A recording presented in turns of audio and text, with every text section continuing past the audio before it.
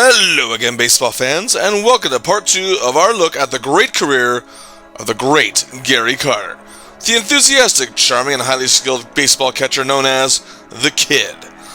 If you haven't checked out part 1, I suggest you do so now, as when we last left you, we had spent 10 years with the Montreal Expos putting baseball on the map in the city and exciting fans across Canada, causing Canadian baseball fans to look at the game in a different way. Like I said, if you haven't checked it out, please click the link in the corner before you watch this one so you can get all caught up.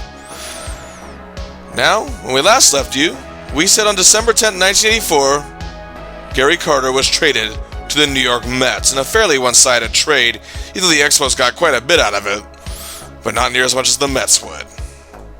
The Mets were a rising club who spent years dwelling in the basement, but with the development of young stars such as 1984 Rookie of the Year pitching phenom Dwight Doc Gooden, superstar outfielder Darryl Strawberry, second baseman Wally Backman, slugger Howard Johnson, speedy Mookie Wilson, and they were banking on another rookie going into the 1985 season, Lenny Dykstra. In addition to Gooden, they had a strong pitching staff, including Rick Aguilera, prospect Roger McDowell, and Jesse Orosco, to name a few. Then you had some veterans such as former league MVP Keith Hernandez, an all-star in St. Louis who changed the Mets' fortunes the moment he arrived. He was also runner-up for MVP in 1984. They also had former Red Star George Foster and the hardworking Ray Knight. Managing the club was former Orioles all-star Davey Johnson, who in his first year in 1984 guided the Mets to their first winning record since 1976 and finished second in the National League East, 6.5 games back of the eventual division champion Chicago Cubs. Mets management felt Gary Carter could be the missing piece of the puzzle, giving the team the perfect mix of veteran depth and young stars. Carter's move to New York didn't come without negativity from the media. What else is new when it comes to a big sports story?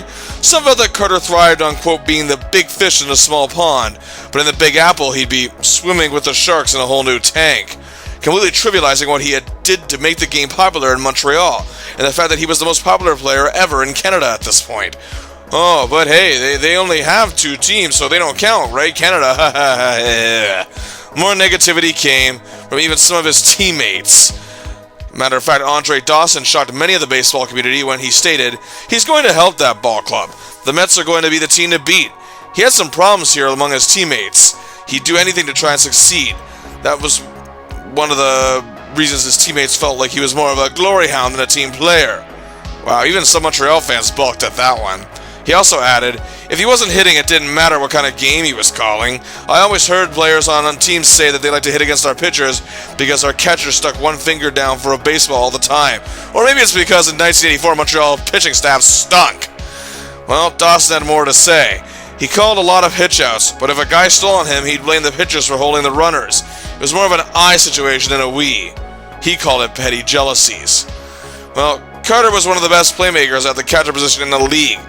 To be honest, Dawson's comments might have been somewhat taken out of context to boot, and they do come off as somewhat petty, however, on the other side of the coin, and blameful. And you're hearing this from someone who is an Andre Dawson fan. I think Dawson's all-business approach to the game clashed with Carter's charisma is really what this all comes down to. Also, let's look at 1984. Dawson had a great year defensively, but offensively it was one of the worst years of his career. He batted a mere .248 and tied his career low in home runs in a year where the Expos were just not good. And Carter had one of the best years of his career, period. Some could argue that's exactly why Dawson is right. Hey, I'm sure you could make a good argument, but nobody really corroborated Dawson's comments, and much of the Montreal sports media just didn't see it that way. They still loved Carter, and so did the fans of Montreal.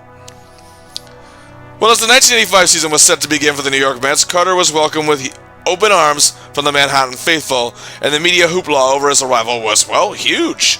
They were welcoming a tried-and-true superstar, and they presented it that way. And Carter arrived still wearing that trademark smile. His enthusiastic nature in training camp, like in Montreal, shined through on the camera and on the field, and Mets fans loved it.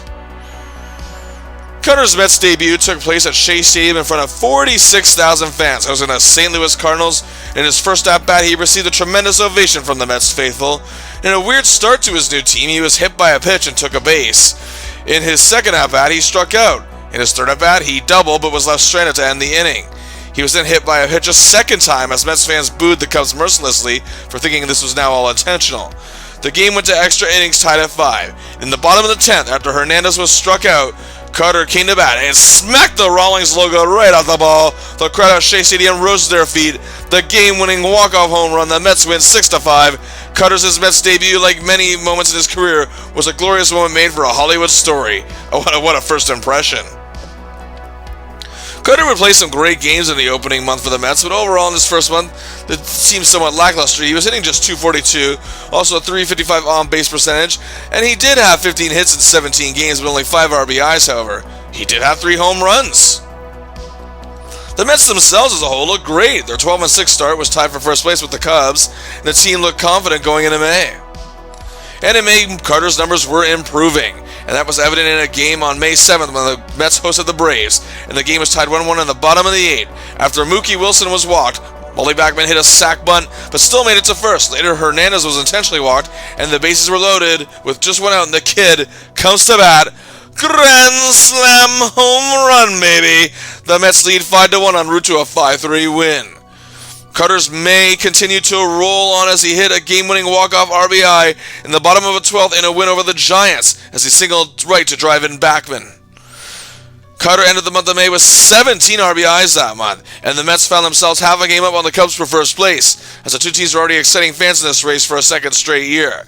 Carter was looking good as June was underway, but the Mets were in a bit of a slump and found themselves 3 games back of first going into Friday, June the 14th. And this was even more significant as they're now headed to Montreal to face the Expos, who had moved ahead of them in second place.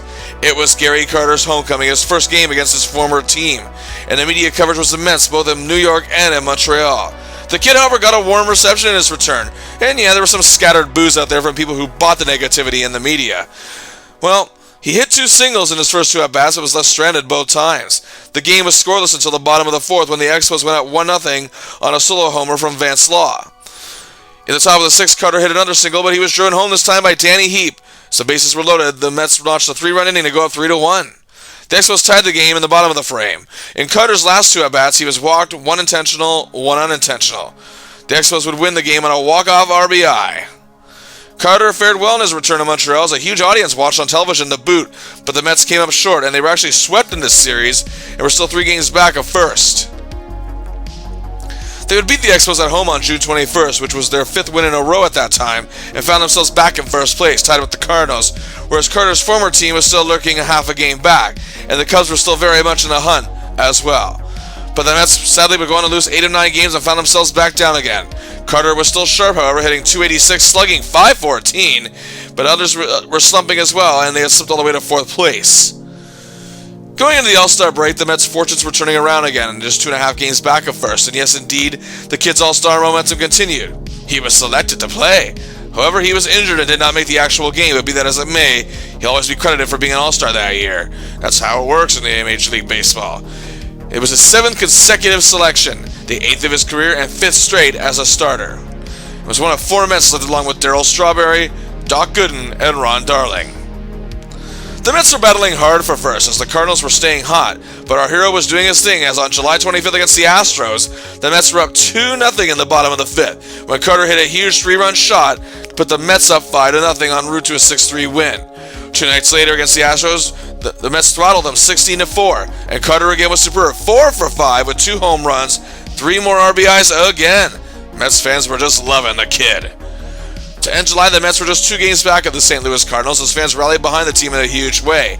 Many felt this team was too stacked with talent not to be champions.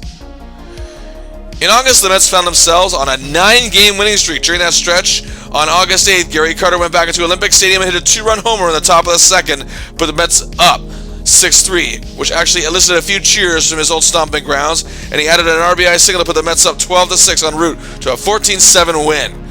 3 days later against the Cubs, another huge night for the kid. This time, at home at Shea Stadium, in the bottom of the 1st, Carter hit a 2-run home run, shot to deep center, and to open the scoring, putting the Mets up 2-0, and in the bottom of the 3rd in the game, now tied at 2-2, Carter hit another 2-run home run shot, 2 home runs, 4 RBIs. By the end of the winning streak, the Mets were in first, a game up on the Cardinals. Met Mania was running wild in the Big Apple, brother. Carter had an excellent August. Standing out was his .523 slugging percentage, 16 RBIs and 6 home runs. Unfortunately, however, the Mets found themselves ending the month losing 4 of 5 and were again in 2nd place, and again 2 games back of the Cardinals. The Mets then would go on to win 7 of their next 8 games. On September 3rd in San Diego against the defending NL champion Padres, Carter opened the scoring in the top of the first with a 2-run home run shot that put the Mets up 2-0. Then he had a second homer of the game, a solo shot in the top of the fourth to put the Mets up 3-0. Oh, wait, he wasn't done. In the top of the fifth, a 3-run home run shot. His second home run hat trick of his career en route to an 8-3 win. A monster night for the kid. Wow. And if that wasn't enough, the very next night against them as well, he hit 2 home runs and 3 RBIs. Unbelievable. The MVP talks were starting again. Oh, yes. On September 13th in Montreal, Carter sat out Game 1 of a doubleheader, and the Mets would lose, but he was back for Game 2, and he'd haunt his former team in the top of the 7th. Up 4-1, he'd hit an RBI single, driving in Backman.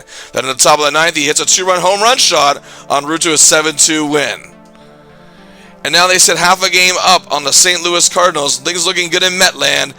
Meanwhile, Carter, 3 nights after that Montreal game, he had 4 RBIs and he was playing phenomenally. But there was a problem. The Cardinals just kept staying hot. And while the Mets didn't exactly hit much of a slump, they had trouble keeping up with them. In the September 25th game on the road against the Cubs, the Mets found themselves down 1-0 with the bases loaded. In the top of the 6th, they nailed a grand slam to put the Mets up 4-1, but they had collapsed, losing 5-4 and had fallen 4 games back at first. Carter had an incredible September, a .343 batting average, .426 on-base percentage, a huge .724 slugging, 36 hits, an amazing RBI count, so excited here, 34 RBIs and 13 home runs. With 6 games to go, the Mets found themselves 3 games back at first. It's not a chance, however, because their next series was against the St. Louis Cardinals, and the series was on the road. The Mets and Cards had a huge pitching duel, and it went to extra innings. In the top of the 11th, the Straw hit a solo home run shot, and the Mets win the game 1-0 and get 2 games back. But Carter was just 1 for 5. Our hero didn't play much better in the next game, and it didn't matter. The Mets win 5-2, 1 game back for the National League East title. Again, Carter struggled in the next game, and the Mets lost this one 4-3, and we're now 2 games back. And they're now headed into their final series of the season against Carter's old team, the Montreal Expos. At the very least, the Mets need to win 2 out of 3 here, and they need the Cardinals to lose 2 out of 3 to force maybe a 1-game playoff to see who wins the division. The Cardinals were taking on the struggling Cubs. This did not look good. Carter did have an RBI as they beat the Expos 9-4, but the Cardinals also won their game against the Cubs 4-2. It's not looking good. The Expos now need to win both games to keep in this thing. The Cards need to lose the next 2 in order to at least force a 1-game playoff when it comes down the stretch. The game at Shea Stadium was in the day. The Cards play at night. The Expos went up 2-0 when Andre Dawson, of all people, stuck a dagger in Carter, and the Mets with a 2-run homer. And then Hubie Brooks, again, one of the men traded for Carter, also hit a home run. Dawson's RBI single in the top of the 5th made it 4-1, and our hero was struggling. He could only manage getting walked to get on base. Strawberry's homer cut the lead in half, but then a 4-run inning made it 8-2 as Shea Stadium grew silent. The Expos win 8-3. The Mets' chances of the playoffs were pretty much finished as Dawson gets another laugh on Carter. Despite an outstanding year, it just wasn't enough for the Mets to contend with a near-perfect St. Louis Cardinals team in the end, who would go on to win the National League pennant but lose the World Series to the Royals. Carter again finished in the top 10 in all major wins above replacement categories, 8th in defensive, 7th in offensive, 4th among position players, and 6th overall. Carter was tied for 6th in RBIs in the league with 100, with the man he was traded for, at least one of them anyway, Hubie Brooks, now the Expos. It was a big year for the National League in that category.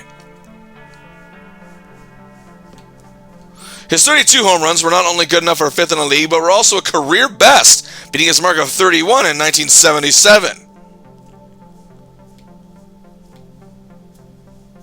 In terms of MVP voting, Carter came in 6th, his highest total since 1981. Teammate Doc Gooden finished 4th, while other Mets teammates such as Keith Hernandez came in 8th. Hey, the kid is a hit in the Big Apple, shutting up all the naysayers by not only producing statistically, but becoming a big star in the city as well. His numbers in batting average, on-base percentage, and slugging were around the same as the prior season.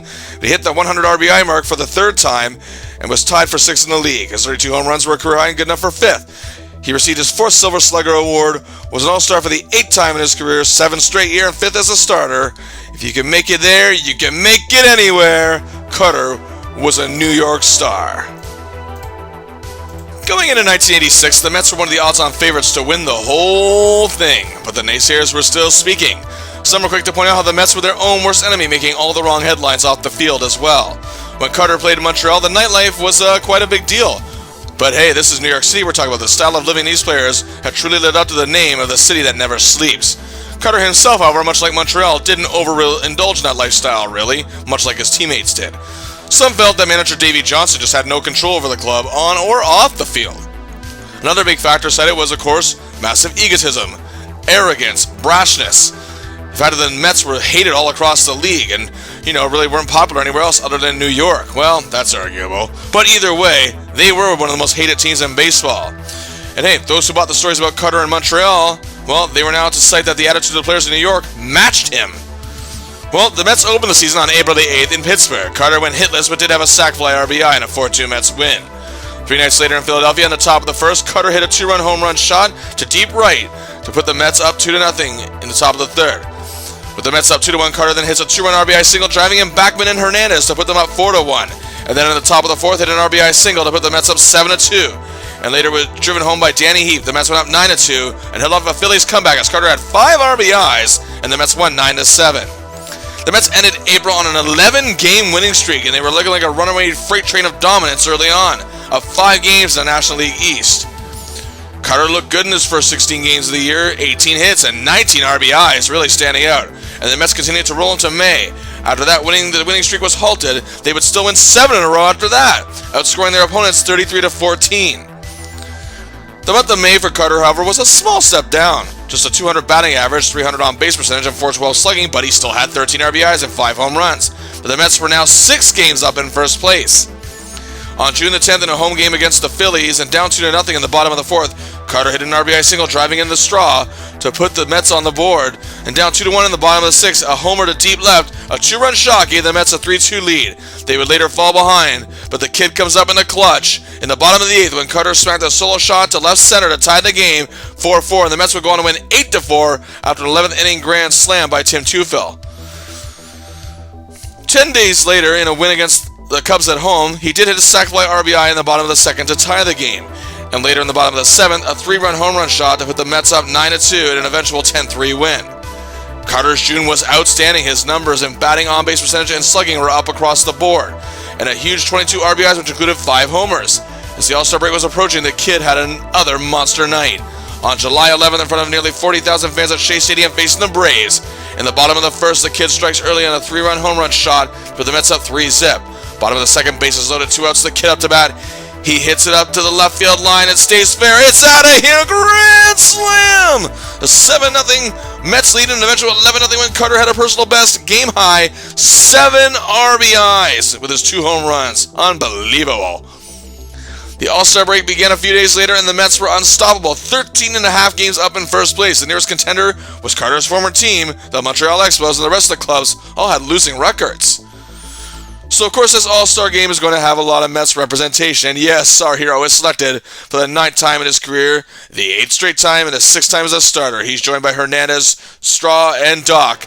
And the only one who wasn't picked as a starter was pitcher Sid Fernandez. In the game, our hero went hitless in 3 at-bats, then the National League would lose 3-2.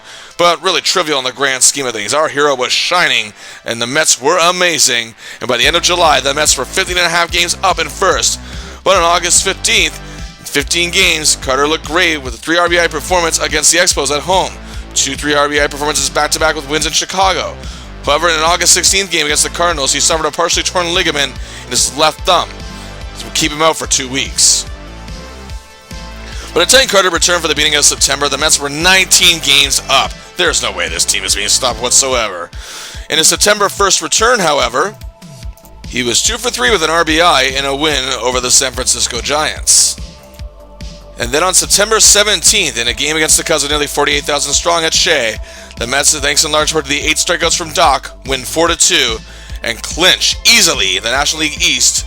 And for the second time in his career, and for the first time since 1981, Gary Carter is going to the postseason and has won his 2nd National League East Division title.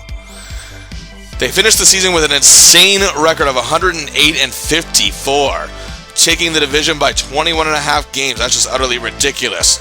The most game anyone had won since the 1975 Cincinnati Reds, who also won 108 and won the World Series that year. The Mets clinched their first division title since 1973.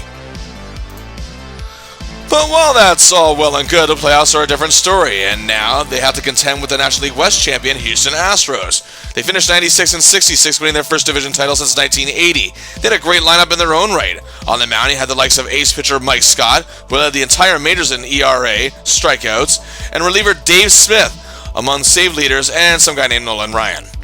You had Silver Slugger first baseman Glenn Davis, outfielders Kevin Bass and Jose Cruz, and catcher Alan Ashby, just to name a few.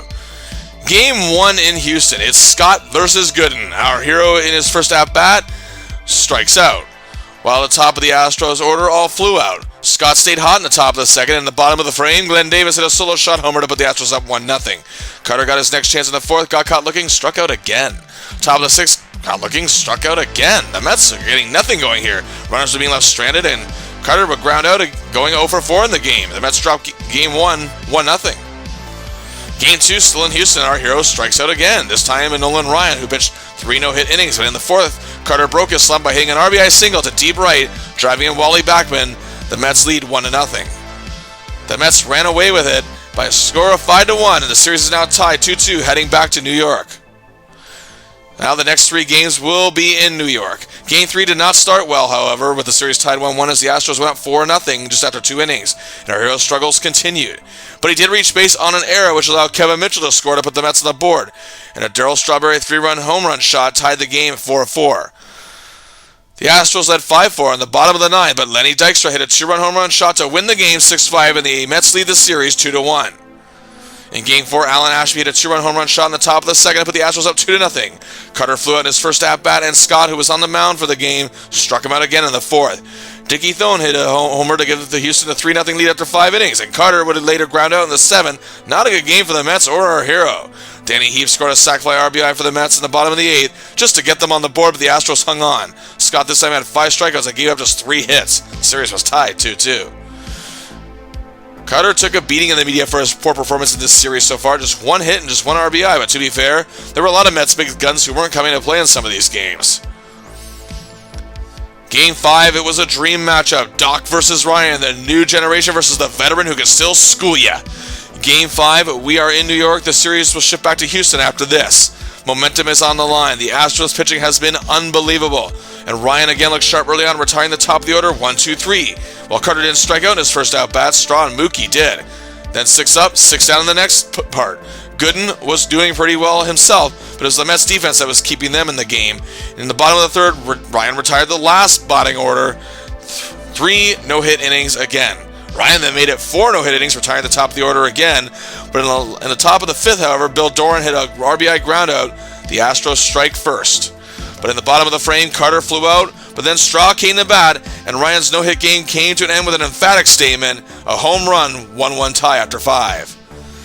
Neither side could get things going any further. Carter flew out again, and we're out to extra innings. The Mets get a small scare with 2 runners on for the Astros, with 2 outs in the 10th, but a flyout kept the game tied. Carter led off in the 10th, but grounded out. His woes continued as Charlie Kerfield was in the pitch. Then after that, Straw and Mookie again struck out. Reliever Jesse Orozco, however, comes into the game for the Mets in the 11th. He struck out 2 batters in the inning, and the 3rd grounded out. Still tied 1-1. So the Mets couldn't get anything going in the 11th. And in the top of the 12th, it was 3 up, 3 down. The bottom of the frame, Lenny Dykstra grounded out, but Backman hit a single. After intentionally walking Hernandez to get the struggling Carter, the Mets just had 2 on with 1 out. The way Carter played in this series with just 1 hit in the first 4 games, well, none in this one. It made sense for the Astros to do this. But they had paid the ultimate price. It was down to a full count. But Carter swung with his might, hit a grounder along center. Backman raced home from second, and the Mets win, taking a 3-2 lead in this series. The kid, despite his struggles, gets the game-winning RBI and comes up big when it matters most. The Mets lead the series 3-2 and just 1 game away from a World Series berth. But we're going back to Houston. So Game 6 in Houston with an Astro crowd of 45,000 plus, we're ready for this big one. The Astros stunned the Mets early as the top of the order went down in 3 straight, struck out. In the bottom of the frame, Mets pitcher Bob Ojeda was lit up early. Houston took a huge 3-0 lead just after 1 inning. In the second, Carter flies out, Straw and Knight ground out, 6 up, 6 down. The Mets get something going with the bottom of the order and top of the 3rd, but no runs. It's still 3-0 after 3, and Carter flew out after the 4th inning. In the top of the 7th, Carter flew out again. But by this time, the top of the 9th came around, and Houston was only 3 outs away from forcing a Game 7. But Dykstra led off this inning, triple. Mookie came to bat and drove Dykstra home with a single. Mitchell grounded out, but Mookie advanced to second.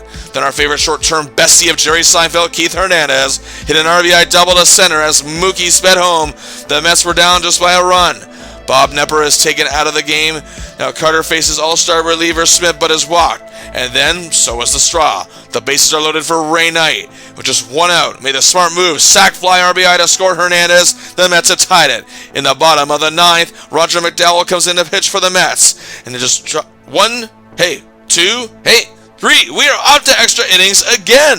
Ho-ho.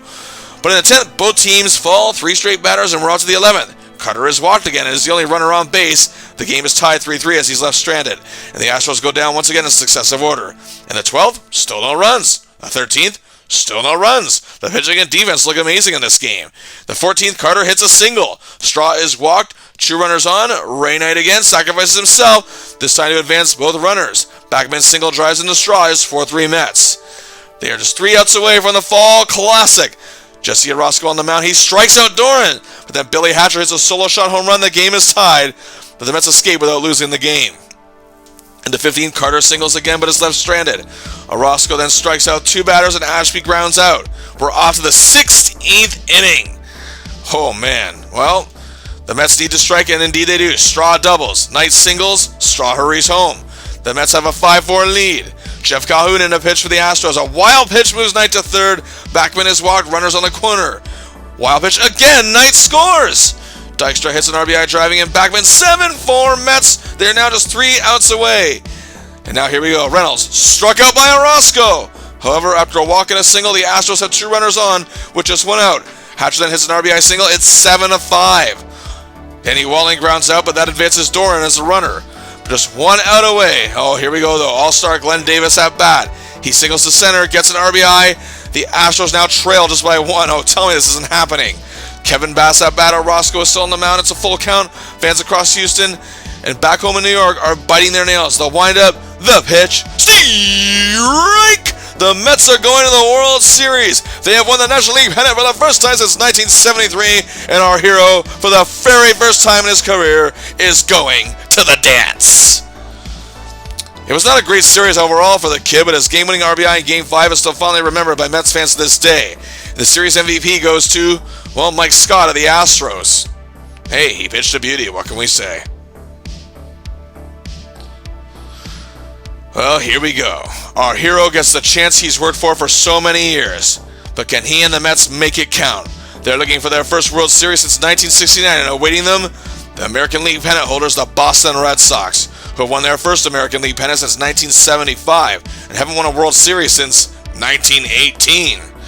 Well, the Red Sox were quite the opposite of the Mets in many ways, and for the most part, they were all business. Oh, sure, All-Star Wade Boggs may be able to consume 107 beers, allegedly, but they didn't have that brash arrogance or exuberance that the Mets had. They still had a lot of talent, be that as it may. In addition to the incredible Wade Boggs, you had right fielder Dwight Evans, as well as slugger Jim Rice, veterans who were part of that 1975 American League pennant team and still producing at a high level.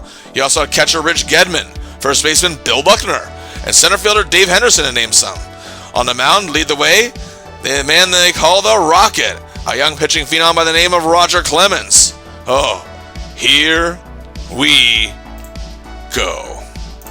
Game 1 from Shea Stadium, over 55,000 fans, a packed house. It'll be Bruce Hurst on the mound for the Sox and Ron Darling for the Mets. Both pitchers absolutely killing it, neither side can get much going. Our hero in his first 2 at-bats grounds out. It's still 0-0 after 5 innings. Carter did get a single in the 6th, but it didn't lead to anything. Darling struggled, and so did the usually capable Mets defense, as an error was committed and led to Jim Rice scoring a run. The Mets, however, were stymied, and our hero flew in his last at-bat. The Sox will end up taking Game 1. Game 2, many experts felt that this would be another low-scoring game as ace pitchers Roger Clemens and Doc Gooden took the mound. In the first 2 innings, both pitchers looked amazing, but that all changed in the top of the 3rd as Gooden found himself in a jam. As the Sox had 2 runners on, Boggs hit an RBI double, followed by RBI singles from Barrett and Buckner. It was 3-0 Sox, but the Doc got the Mets out of the further jam, ending with 2 straight strikeouts. In the bottom of the 3rd, Backman and Hernandez hit RBIs and brought the Mets back to within a run. Our hero, who flew out earlier, grounded out on this one. But the Sox were crushing Doc. Homers in the 4th and 5th. Solo shot from Henderson, 2-run dinger from Evans, 6-2 Sox. Our hero cut the lead in half when Carter hit an RBI single to left, driving in Backman. The Mets trail 6-3. At the top of the 7th, the Sox notched 2 more runs, 8-3, as reliever Bob Stanley closed out the game for the Sox. And they would take a 2-0 series lead and win it 9-3. The critics came out to play as the entire Mets team, including our hero, were being heavily scrutinized, down 2-0 with the next 3 games being played in Boston in front of a hungry Fenway Park crowd. The fans were hungry for their team to break their endless championship slump. However, despite a rabid crowd of over 33,000, Dykstra led off with a home run in the game. After Backman and Hernandez singled, our hero comes to bat, hits a double to center, driving Backman in, and Carter would be driven in later on after a 2-run RBI from Heap. It's 4-0 Mets after 1. And leading 4-1 in the top of the 7th, after a line drive to left, our hero allows Santana and Dykstra to race home. It's 6-1. The Mets shut a lot of people up, going to win 7-1. Our hero plays a beauty. 3 RBIs, the best he's played so far in these entire playoffs. But there's still 2 games in Boston left, and the Mets are still down 2-1 in the series. In Game 4, after 3 innings, it's scoreless, and our hero has struck out. But at the top of the 4th, our hero hits a homer to deep left, a 2-run shot, and the Mets add another in the inning. It's 3-0. Carter hit a double in his next at-bat, but was left stranded. Then Dykstra hit a 2-run shot in the top of the 7th, but the Mets up 5-0. And then Carter came to bat in the top of the 7th, his second home run of the game. He has come through huge for the Mets in these last 2 games to tie this series, and they win 6-2. Yes, indeed, we're tied 2-2. Nobody has won a home game yet. And the series is a whole new one here as we get ready for Game 5. The Mets have Doc on the mound, and Bruce Hurst is handling things for the Red Sox and handling them well early on, and our hero grounded out. In the bottom of the 2nd, the Sox got on the board after a Spike Owens sac fly RBI, then an RBI single from Evans. It made it 2-0. Carter would then strike out, and the Sox would get 2 more runs in the bottom of the 5th to lead 4-0. Carter would ground out his next 2 at-bats, and the Mets did get 2 runs back, but Hurst tossed his 6th strikeout of the game, this one on Lenny Dykstra, to end it, and the Red Sox are back in the driver's seat. Our hero went hitless, and the Mets are 1 game away from their dream going up in smoke as we head to Shea Stadium for the next 2 games. Here we go. One of the most infamous games in the history of professional baseball. It's ace Roger Clemens against former Sox Bob Ojeda. In the first inning, the Red Sox struck first after an Evans RBI double, but the Mets couldn't solve Clemens either. Dykstra, Backman strike out, Hernandez flies out. At the top of the 2nd, the Sox get another run thanks to Marty Barrett and lead 2-0. Our hero is at bat, he flies out, Straws walked, Knight and Mookie strikeout. Ojeda got 2 strikeouts in the 3rd, but so did Clemens. He has now pitched 3 no-hit innings. By the end of the 4 innings, it's still 2-0 Sox, and the Mets still haven't registered a hit. In the bottom of the hit, still down 2-0. Straw is walked, then steals 2nd. Knight hits a grounder to center, and Straw races home. The Mets are on the board, and the no-hitter is broken up. After Mookie singled, the runners are at the corners, and Knight eventually makes it home, and just like that, the game is tied 2-2 after 5 innings. Neither team gets anything in the 6th, and as our hero strikes out, Evans strikes again, another RBI. It's 3-2 Sox after 7 innings.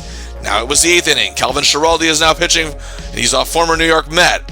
He could strike a dagger in his team at long last. It's getting tense. Lima Zilli singles, Dykstra sack bunts but gets on base. Backman's bunt get him out, but the runners advance. Hernandez is walked. The kid is out to bat. Bases loaded. Sack fly RBI. Mazzilli scores, and the game is tied 3-3. In the 9th inning, the Mets put down Rice, Evans, and Gedman. 1 run. The Mets could send this to the 7th and deciding game at Shea, and it looked good. Knight was walked. Mookie hit a bunt single to first, 2 on, no outs. But Schiraldi struck out Hojo, then Mazzilli and Dykstra flew out. We're off to extra innings. Clutch hitter Dave Henderson manages to silence 55,000 people, but Rick Aguilera strikes out both Owen and Schiraldi, but Boggs doubles to left. Barrett comes to bat, hits an RBI single. It's 5-3 Red Sox. Bottom of the 10th. Backman flies out. Not good. 1 down, 2 to go for the Red Sox. They're about to break this Bambino curse. Oh, here we go. Keith Hernandez. Come on, Keith. You can fly out. Ugh, nice game, pretty boy. Well, this is it. What more can be done? The Sox lead 5-3 and are just 1 out away from winning it all. We have no runners on. And our hero, well, he may have to be the one to suffer the ultimate agony of defeat. Let's see his next at-bat. And the screen at Shea Stadium rubs salt in the ongoing wound, congratulating the Red Sox on their soon-to-be World Series win.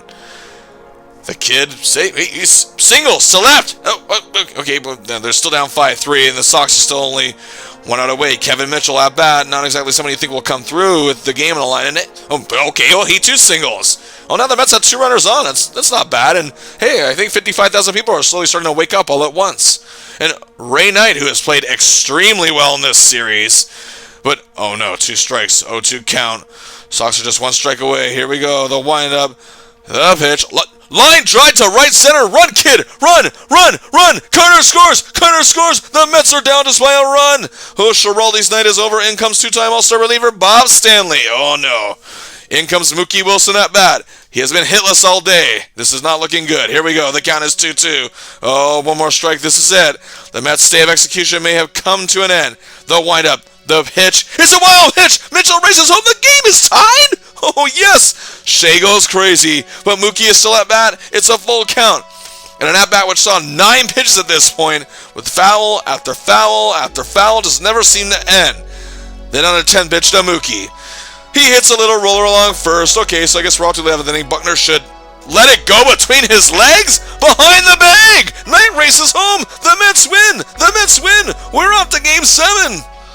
Okay, for those complaining about my little bit lack of depth for Game 6, leaving out many things, remember this is a video about Gary Carter and his team, the Mets. Oh, but believe me, a video on the 1986 Red Sox is in the works. Stay tuned. So here we go. October 27th, 1986, Shea Stadium. Will our hero, the kid, Gary Carter, realize a dream come true, or will the Red Sox bounce back from their epic collapse in Game 6? The first inning, there is no score. But in the top of the second, Evans, Gedman hit back-to-back homers, solo shots. Red Sox are up 2-0. Boggs adds an RBI single, hits 3-0. Perhaps it is their time at last. In his first at-bat of the game, our hero attempted a bunt, but he grounded out. In the bottom of the 4th, he grounded out. After 5 innings, it was still 3-0. In the bottom of the 6th, however, bases loaded. Hernandez at-bat. He hits a line drive center for a single, scoring both Mazzilli and Mookie. The Mets are down just by a run. Here comes our hero after coming up in the clutch. In Game 6, Carter hits a single, and Backman runs in to tie the game. Another clutch moment for Gary Carter. The game is tied. The bottom of the 7th, Ray Knight, home run! A solo shot. The Mets have a 4-3 lead. Santana, RBI single. Hernandez, sac fly RBI. 6-3 the Mets lead after 7. The top of the 8th. The Sox, however, will not give up. Dwight Evans, who has been their best player all series, is a 2-run RBI double to right. The Mets now lead only by a run at 6-5. Jesse Orosco comes in. He makes sure the Sox don't do any more damage, and the Mets get out of this jam. And then leading off the bottom of the 8th, the man they call Straw. Darryl Strawberry, who has been criticized for a lot of this series, launches a solo shot to deep right. It's out of there. The most important home run of his career is 7-5 Mets. And then pitcher Orosco contributes at bat. An RBI single, Knight scores, 3-run lead, Mets 8-5. And now here we go. Bottom of the 8th. Shea Stadium is shaking to the core of its very foundation. Our hero is behind home plate. Jesse Orosco is pitching. A 1-1 pitch to Ed Romero. Foul plot by. 1 out, 2 to go. The Sox, big star, Wade Boggs. Hey, if anyone can keep this in this thing, it's him. But Orosco, pitching well. 1-2 pitch. Ground out! Yes, can you believe it? One more! All right, Marty Barrett up to bat for the Sox. Orosco looking ready. The first pitch, here's the windup in Carter's glove for a strike. Second pitch is a ball, 1-1 count. The next pitch is a very controversial ball as it appeared Barrett swung for it, but the first base umpire said it was a delayed swing, 2-1 count. Next pitch. It's a swing, strike 2. Oh, here we go. 2-2 pitch, it's foul. Oh, man, still 2-2. Here we go. Once again, a wind up the pitch. The ball sails. Barrett swings. It's in the glove of our hero. Strike 3, game over. The Mets win the World Series. Our hero rushes the mound, embraces his teammates with the game ball still clutched in his glove as he celebrates. The kid is now a champion. Oh, a glorious moment. After 12 seasons, Gary Carter has something nobody can take away from him. Not the naysayers, not the spiteful media, not his former teammates. He made them all eat their words. He has the ring.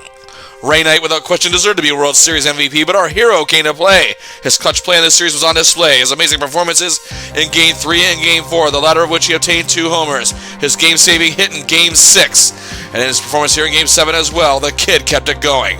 A solid .276 batting average, not the best on-base percentage, but his amazing .552 slugging percentage negates that. 8 hits, 9 RBIs, 2 homers, both of which came in that huge Game 4 when the series was all tied up. You're a champion. Way to go, kid. For the first time in his career, Carter didn't place in the top 10 in any wins above replacement categories, but be that as it may, he had a phenomenal year. He was again in the top 10 in homers, in 9th place with 24. Once again, he was on fire with RBIs. He had 105 on the year, just one short of his career high, 1984. And good enough for 3rd in the league, just behind Dave Parker and Mike Schmidt. This once again gave him his 3rd straight Silver Slugger and 5th of his career. And hey, in MVP voting, Carter was the 2nd runner-up, coming in 3rd overall. And the first time he's hit a runner-up spot since 1980 when he came in 2nd. Well, what can you say? It was the year for our hero. Despite missing 30 games due to injuries, he racked up some amazing numbers. Again, found himself among the RBI leaders in 3rd, plus his 8th straight All-Star selection, 6th straight as a starter, 9th of his career. His 3rd straight Silver Slugger award, 5th of his career, but more importantly, a World Series champion. His clutch play in that series was key in helping the Mets pull it off. He did what he came there to do, and that's to be a champion. But he wasn't quite done yet.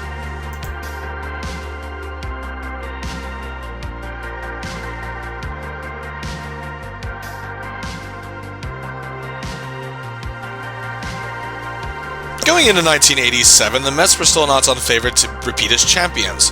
Many feeling that they could start a dynasty and prove a lot of naysayers wrong. Our hero was now 33 years old, but still as sharp as ever. So he was ready to help this team defend their championship. Also, his star power was ever present in New York. Much like Montreal, the endorsements kept rolling in, including one for Ivory Soap. The season opened on April 7, 1987, as 46,000 at Shea Stadium gave their boys a hero's welcome. Our hero was 2 for 4, but was left stranded on base, but it mattered very little. The Mets won 3-2 to open the season. Nearly 2 weeks later, on April 20th, this time in Pittsburgh, Carter hit an RBI single to drive Hernandez home to give the Mets a 1-0 lead in the first inning. However, the Mets trailed 5-3 in the 7th inning, but Backman and Hernandez were both walked, and the kid walks to the plate, 3-run dinger. The Mets took a 6-5 lead, but would ultimately lose 9-6. After the first month, the Mets were a game back of first, as they weren't asserting the kind of dominance that we saw a year prior, but it was way too early to overthink. But in May, people started thinking, and our hero didn't have the best month after a decent April, had below average numbers across the boards, and they were thinking, well, maybe this isn't meant to be. The Mets themselves had a huge disappointing start as well, were 4th place and 5.5 games back of first. Carter improved his numbers in June, especially his batting average and slugging percentage. He was looking like his old self again. On July 1st, he had the biggest game of his year so far in a home game against the Cardinals, who, like 2 seasons prior, were the team to contend with in the NL East. The Mets were down 5-3 in the bottom of the 6th. Carter led off the inning with a solo shot homer, and the Mets only trailed by a run in the bottom of the 7th. They led 6-5 by then, and our hero hit his 2nd homer of the game, a 2-run shot, put them up further 8-5 en route to a 9-6 win. The Mets were 47-40 at the All-Star break, in 3rd place, 9.5 games back the dominant Cardinals, which surprised many pundits. Our hero was an All-Star again for the 10th time in his career, voted as starter for the 7th straight time, and this is his 9th consecutive selection into the All-Star game. He was joined by Straw, Hernandez, and Fernandez. Our hero went hitless in a game where the National League won 2-0, and the MVP of that game was none other than Carter's former Expo teammate, Tim Raines, who was still with the team. As the season commenced on July 16th in a dominant 9-0 win over the Cincinnati Reds, Carter had 4 RBIs, one of which included a 3-run home run shot. Our hero hit 15 RBIs in July, but the Mets still found themselves 6.5 games back in 3rd. On August 5th against the Phillies, the kid was red hot again, 2 home runs, a solo shot in the bottom of the 3rd, putting up the Mets by 3 runs, and a 3-run shot to give them an 8-3 lead in the 5th, en route to a 13-3 win. And then boom, a huge grand slam puts them up 5-0 en route to a 5-3 win over the Giants on August 30th, and Carter would hit 19 RBIs in the month of August despite a very poor batting average, but still making every hit count. And we're in 2nd place by the end of the month, but still 5.5 games back. September wore on and the Mets were winning, but not enough. The Cardinals hit a slump, however, and on September 14th, our hero hit a 2-run RBI, put the Mets up 6-4 en route to a 6-5 win over the Cubs. They found themselves just 1.5 games back of the Cardinals, and it looked like Mets mania was running wild again. But then there was a problem. The next 2 games, the Mets win, but so did the Cardinals. The next 2 games, the Mets lost, and thankfully for them, so did the Cardinals. Then the Mets won their next game, and so did the Cardinals. They were still 1.5 games back after a week of getting to that spot.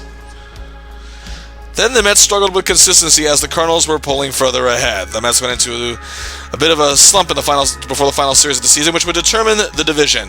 And our hero was not present due to injury. 3.5 games back, they needed to sweep the 3-game series and did not. The Mets finished second to the Cardinals, who won both the division and the National League pennant before going on to the World Series to lose to the Twins. Our hero didn't finish in the top 10 in any major league categories this year. As a matter of fact, including wins above replacement. He played some epic games as he's known to do, but despite not being very stellar season in terms of his standards, he was still an all-star for the 10th time in his career, 9th straight, and 7th time being a starter. For just the 2nd time in 9 seasons, and first since 1983, he didn't register a single vote for MVP, which was actually won that year by another former teammate of his, Andre Dawson, but he was now playing for the Chicago Cubs. His .235 batting average and .290 on-base percentage and .392 slugging were all the second lowest marks of his career, compared, of course, to the disastrous injury-plagued season of 1976 in Montreal. His 83 RBIs were pretty good, and his 20 homers were also top-notch as well. His 123 hits were only 2 less than last season. But the kid was still revered in New York, still a popular Met, and they still had a great team, even if this season couldn't repeat the success that they had the year prior.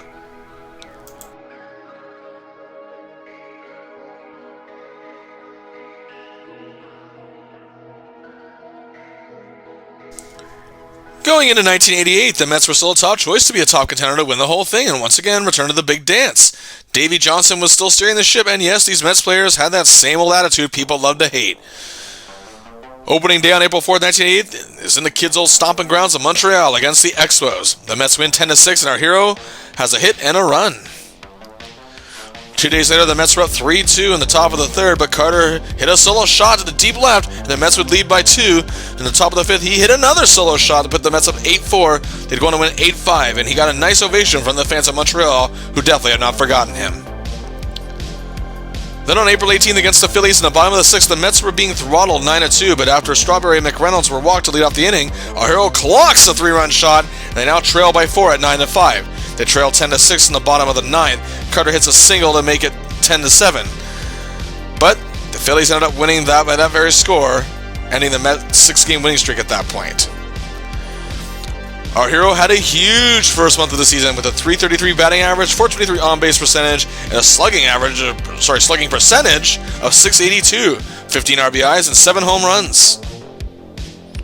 On top of that, the Mets were on a tear, but even their 15-5 record was only good enough for second at this point, and a very surprising Pittsburgh Pirates team who had a lot of great young talent. In May, the Mets continued to roll, but our hero's struggle continued just 207, just 9 RBIs, with the Mets had taken first place at 34-15 and were up 4.5 games. In June, the Mets continued to roll, but our hero wasn't playing his best baseball, as it seemed as though years of lingering injuries were actually starting to catch up to him. He'd already missed 11 games at this point of the season, and has a .223 batting average, a mediocre .260 on-base percentage, and a very disappointing .278 slugging, there with just 8 RBIs and no homers. Going into the All-Star break, the Mets were looking almost as dominant as they were in 1986, and 3.5 games up on the Pirates, who were, however, starting to gain more ground. Our hero, despite not having the best year of his career in many ways, was still voted to start the All-Star game.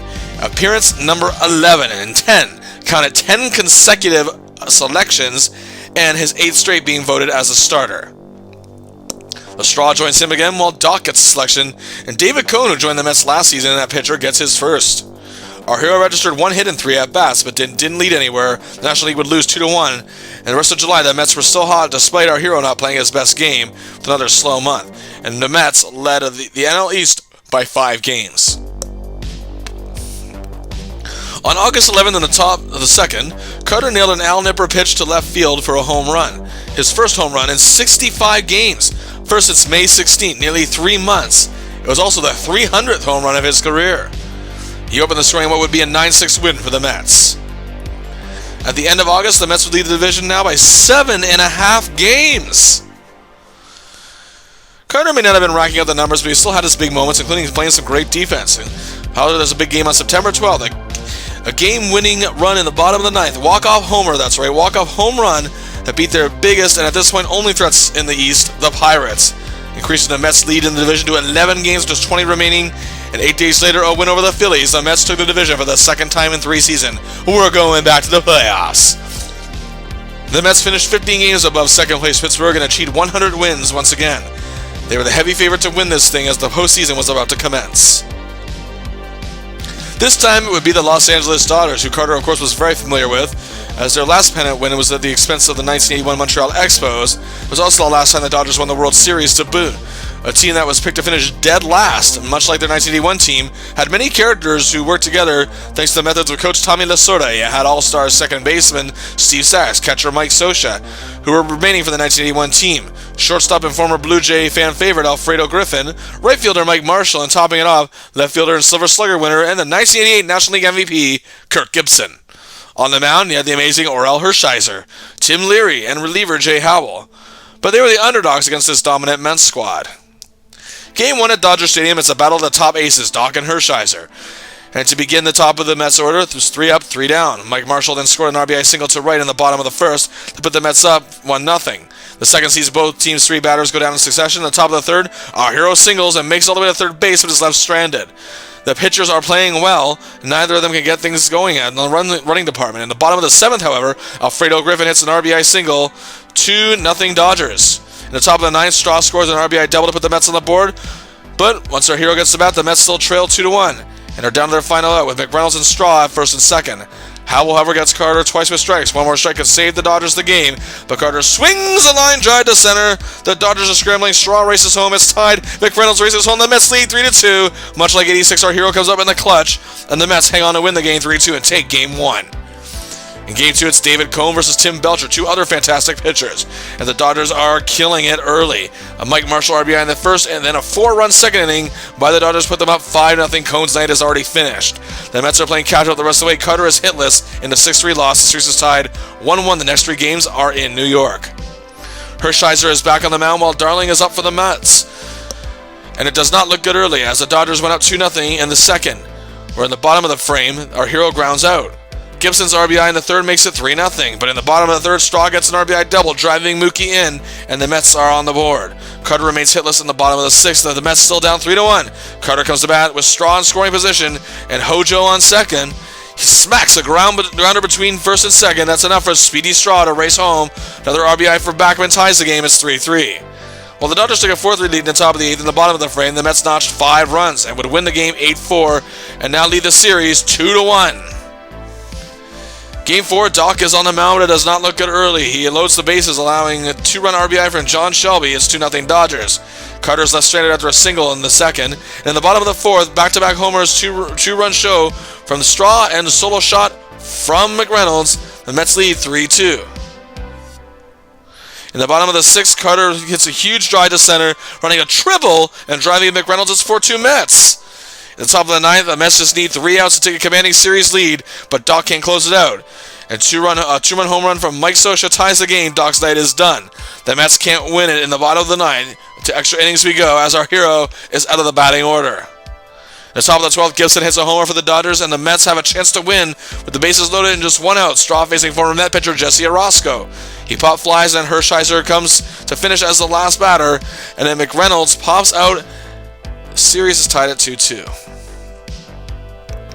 Game 5 at Shea, momentum on the line, and Fernandez versus Belcher. The first 3 innings are scoreless, and our hero has struck out already. The Dodgers go up 3-0 after the 4th inning, and Kirk Gibson nails a homer. A 3-run shot is 6-0 in the 5th inning.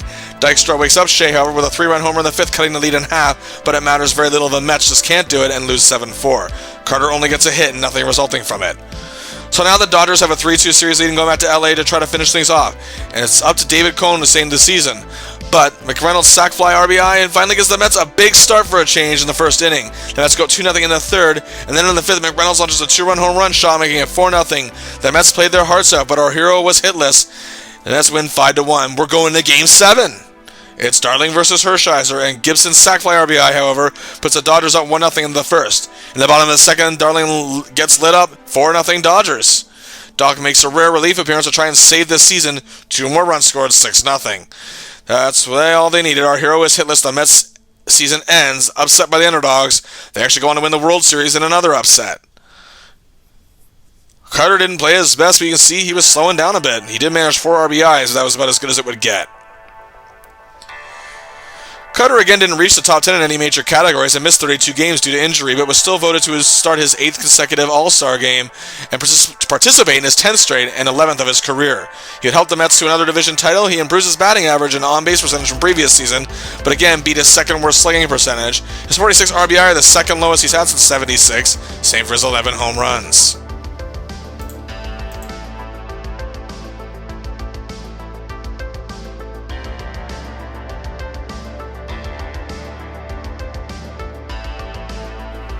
By 1989, we can honestly say Gary Carter, who was about to enter his 15th season, had become every bit as beloved in New York as he had in Montreal. He had become a tried and true celebrity and was universally loved in the Big Apple by Mets fans everywhere and baseball fans all across North America, and was still very well loved in Canada. Montreal fans never forgot, neither did the rest of the country, and what he did for that franchise.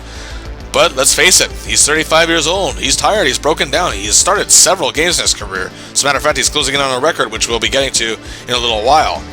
But he's trying to keep things going. And you never know it though, however. In spring training, he again had that trademark smile, bright and wide for the cameras. People needing to realize, however, that this was him just representing his team, the spirit of baseball. That's what he's done his whole career. He never lost his enthusiasm. On opening day, the Mets looked sharp, winning 8-4 over the Cardinals, and while Carter went hitless, he did score a run. Carter did miss 5 games in April and went on to have one of the worst months of his career, however, as the wear and tear was showing, despite the fact he was still playing with all his heart, but there even comes a time where that's not enough. Carter only managed to play 6 games in early May before being placed on the disabled list, as the Mets were tied with the Cardinals for first place. He would miss 66 games before he would return. The Mets were 3.5 games back of the Montreal Expos by the time the kid was ready to return on July 25th, and was eased back into the lineup in the pinch hitter role and went hitless in his only at-bat in a 4-2 loss against the Pirates, which would end their 6-game winning streak that they had going. They would lose 7 straight starting with this one. Carter played in 5 of them, and his numbers were abysmal. He would miss more games in August, 19 total that month to boot. The Mets at the end of August only sat 2.5 games back of the Chicago Cubs, however, for first place, but were tied with the exact same record as the St. Louis Cardinals, and the Expos were also on their tails. At this point, rumors about Carter's status with the Mets were starting to surface. On the final year of his contract, his future was in doubt. On September 19th, the Mets desperately needed a win over the Cubs to stay in contention. In the top of the second, our hero comes to bat, but the lack of deep anticipation that we're used to, he shocks everyone with a home run. Steve Wilson, 3-run shot, gives the Mets a 3-0 lead en route to a huge 5-2 win. For one night, for one moment, our hero was back to himself as the Mets, now in third, still had a chance with 5.5 games back. But again, they were hosting the Expos. They were down 4-1. In the bottom of the 4th, with the bases loaded, no outs, Carter steps to bat, hits a line drive to center. McReynolds and Samuel score a 2-run RBI single in what would begin a 6-run inning for the Mets. They lead 7-4. In the bottom of the 6th, the bases loaded again. The Mets leading 8-6 down to the final out of the inning. Carter's fly ball to short left to lose the Montreal defense. 1, 2, 3 runs score. The Mets going to win 13-6 as the kid had 5 RBIs. The Mets still stay alive, but are still third and 5.5 games back. This would be the kid's last shining moment with the Mets. It was all but made 110% official that the Mets would not be picking up Carter for next season. They'd missed the playoffs. They finished second place, 6 games back of the Cubs. Carter only played 50 games in 1989 and couldn't produce on a high level even when he was healthy, but at least gave the fans a couple more moments to cheer about before he left. He was rewarded, however, as a 1989 recipient of the Roberto Clemente Award for commitment to the game of baseball as well as to the community. He was released by the Mets after 5 seasons on November 14th, 1989. Gary Carter, like he did in Montreal, became ingrained in the culture of New York City. He went from putting a team on the map in Montreal to captivating a country to shining new star in a new city, in a city that has a lot of stars, proving that even the big fish in the small pond can be a shark joining others in the ocean. The Mets were a team on the rise. He helped make them a winner. In his 5 seasons there, the Mets never finished lower than second place. He never had a losing record. And, oh yes, a World Series! While in New York, Carter hit his 1,000th career RBI and 300th career home run. But him leaving, well, it may have been a blessing in disguise. This Mets club was about to be dismantled thanks to disastrous management and ownership. Oh boy, in the 90s it was about to get really bad. But after 15 seasons, our hero still didn't feel he was finished.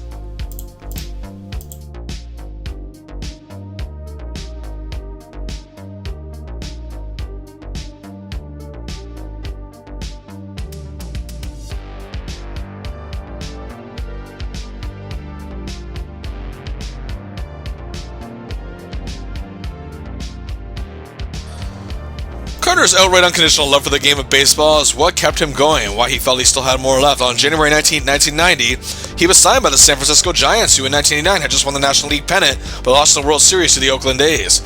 Carter was joining a very promising team led by hitting master first baseman Will Clark. Also Carter's former Mets teammate Kevin Mitchell at left field, center fielder Brett Butler, and he also had Kevin Bass to name a few. On the mound he had veteran Ron Rochelle and reliever closer Steve Bedrosian, a former Cy Young winner. They were led by longtime manager Roger Craig on top of it all. So on opening day, the Giants downed the Braves 8-0, but our hero was 0 for 3. The Giants got off to a rough start in April, and so did our hero. His role was significantly different from the Expos and Mets. Carter had become pretty much a part-time player in May, not always starting games, but in pitch hitter role. And by the end of May, he hadn't really played much. As a matter of fact, he hadn't played in 16 games. But he had a better month, however, in May, still doing whatever he could in the position he was in. The Giants were a big disappointment so far, 10 games below 500 and 14 games back of first place. June 19th, however, would be a huge day for our hero. The Giants were about to host the San Diego Padres, and it was Carter's 1,862nd game catching. He had become the all-time National League leader. He passed Al Lopez, a Hall of Famer who held the record for 43 years. Carter still holds the record for most games caught by a catcher in the National League. It showed how committed the kid really was to do what he did, and why, even despite the woes he had gone through in the last couple seasons, why he still does it. Carter didn't play all that often in July, but he had a huge night on July the 7th, when the Giants hosted the Cubs, and the Giants were, well, they were looking much better lately to boot. The Cubs took a 4-0 lead in the top of the first, but after the Giants got one run back, Carter came to bat and hit a line drive to center.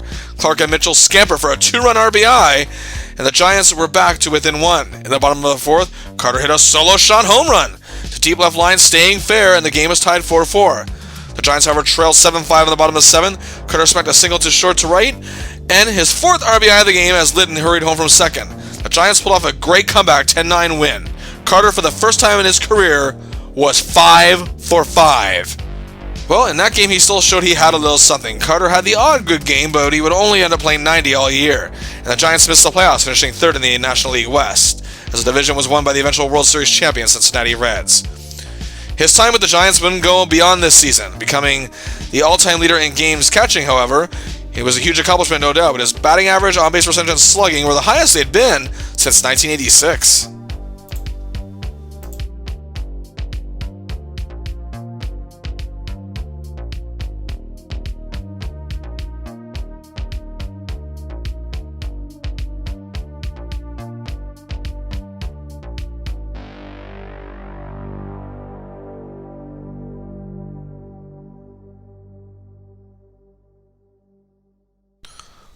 For the 1991 season, the Los Angeles Dodgers saw that Carter still had a little something to offer and signed him to a deal just before the season was about to start. The Dodgers were still managed by Tommy Lasorda, and were chosen as one of the odds-on favorites to win the World Series. Again, Carter's role would be somewhat secondary, as the Dodgers did have veteran catcher Mike Scioscia, wanted to get as much out of him before he joins the Springfield Power Plant softball team next year. Along with that, team's future star player, who Carter would be reunited with, Darryl Strawberry. That's right, he had just joined the Dodgers himself, signing a very lucrative deal. They also had superstar veteran Eddie Murray, Juan Samuel, a strong pitching staff of Tim Belcher, Ramon Martinez, and Jay Howell. For the first time in his career, Carter saw no action on opening day. However, he did make his first appearance in a pitch hit role the very next day. He only had one at-bat and went hitless, and would make his first start 12 days later. Carter was doing as well as he could in this role, and the Dodgers looked like a tremendous team ready to return to championship glory. However, Mike Scioscia had some issues and gave Carter a lot of more playing time, and Carter had a pretty good June with a .271 batting average, .327 on-base percentage, .375 slugging, 13 hits, 5 RBIs, and a home run. Going into the All-Star break, the Dodgers had a 5-game lead in first place over the defending World Series champion Reds. Carter was doing very well, showing flashes of his old self in some games. In July, he had a .273 batting average, .338 on-base percentage, and a very good .455 slugging, 18 hits, 8 RBIs, and 2 home runs. In August, Carter raised his batting average to .292, but the Dodgers started to struggle, and the Atlanta Braves shocked the baseball world by going on a complete tear, becoming the hottest team in baseball. They held on to first by a game.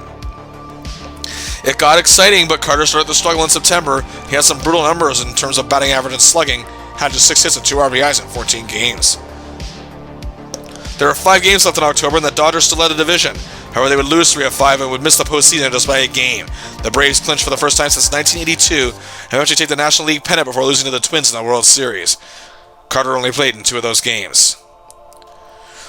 Carter was a bit of a surprise in many games for the Dodgers fans, and a pleasant one at that. His stats weren't far off from his time with the Giants, and he played 100 games for the first time since 1988. But the Dodgers didn't see a long-term investment in Carter, and he was placed on waivers on November the 15th. He was picked up pretty quickly, and well, the kid, he was going home.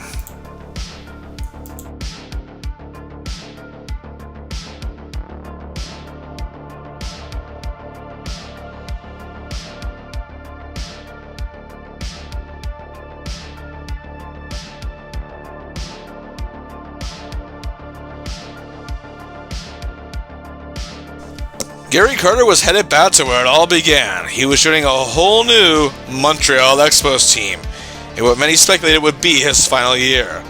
The Expos lost Mike Fitzgerald, the man they obtained in the Carter trade, to the California Angels, but Carter would still be in a backup role to Darren Fletcher. The Expos going into 1992 had a solid lineup of hardworking role-playing veterans and young talent coming together. Tim Wallach was the only former Expo player that Carter had been teammates with still with the team. He'd been a 5-time All-Star at this point. In addition to Wallach, they had outfielder Ivan Calderon, talented center fielder Marquise Grissom, and they say Carter made baseball fashionable in Canada, and they're right. However, Expos now had a Canadian-born star, Larry Walker. On the mound, the Expos had talent as well, with Ken Hill, El Presidente Dennis Martinez, and they'd acquired reliever John Wetland from Los Angeles to be their closer. The time Carter had been gone, the Expos have either been a middle-of-the-road club or they've been division contenders. They've only kind of teased me in the basement a couple times, but they still haven't won the division since he's been gone. Carter didn't play on opening day, but he did start the very next day in a 4-2 loss to the Pirates on the road, but went hitless. After a 6-game road trip to start the season where the Expos went 4-2, the home opener at the Big O drew over 40,000 fans. And since Carter has been gone, however, attendance has dwindled at the Big O, but upon introduction, he got a roaring ovation for his return to the city, where he's still well beloved. The Expos hosted the St. Louis Cardinals, and the place went nuts when Carter batted a single in the bottom of the second. And later, after the Cardinals walked Spike Owen with the bases loaded, Carter lightly jogged in for a run. Carter played 11 games in April and batted .273. Carter saw more action in May, but when the Expos faced the Los Angeles Dodgers at home on May 11, the kid showed flashes of his old self. In his only hit of the game, Carter smacked a single to deep center with the bases loaded. 1, 2, 3 runs scored. 4-0 Expos.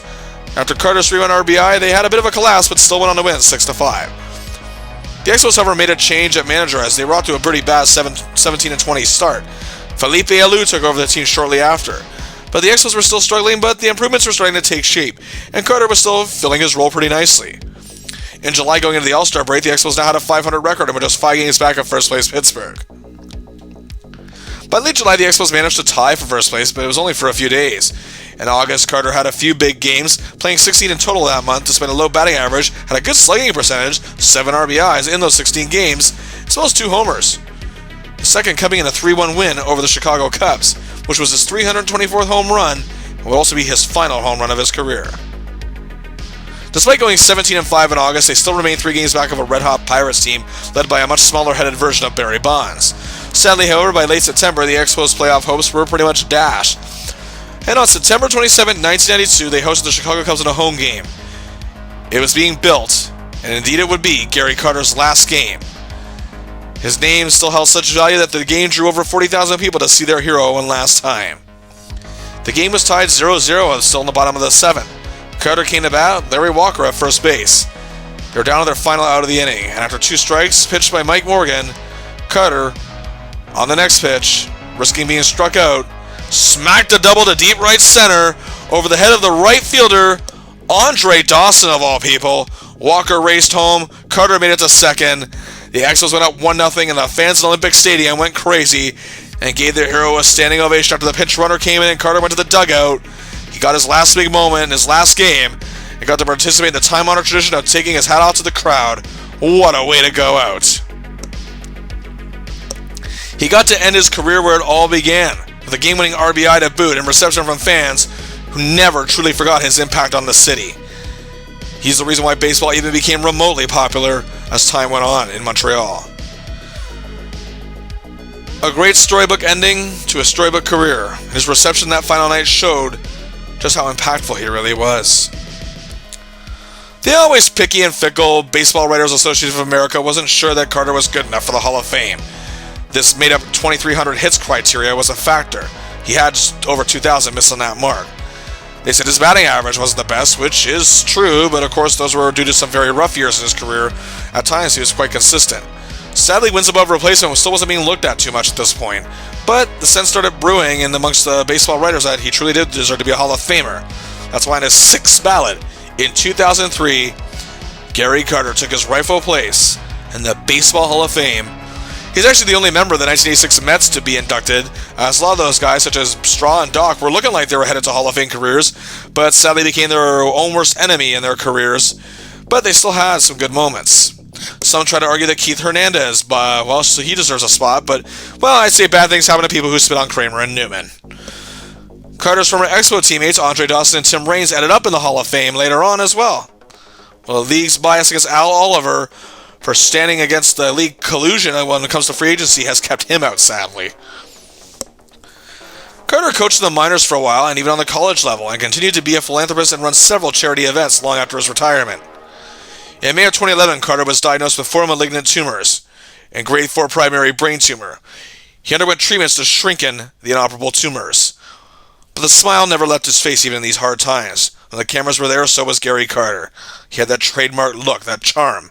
And he continued to run charity events and even coach, probably even on days he didn't feel like it. In early 2012, more tumors were found in his brain. On February 16, 2012, Gary Carter, the kid, passed away at the age of 57. The New York Mets wore a memorial patch on their jerseys for the rest of this 2012 season. And at this point, the Montreal Expos had moved to Washington to become the Nationals. But a Montreal Canadiens home game put together a very heartfelt tribute to one of the city's favorite adopted sons. His legacy, his enthusiasm, his charisma, his presence, his skill, his hard work ethic, that everlasting grin will forever live on in the memories of his fans. We hope you enjoyed our look at the illustrious career of Gary Carter. What other players would you like to see us cover? Leave your suggestions in the comments section below. Until then, please share the video, click like, and subscribe to the channel. Until next time, I'll see ya.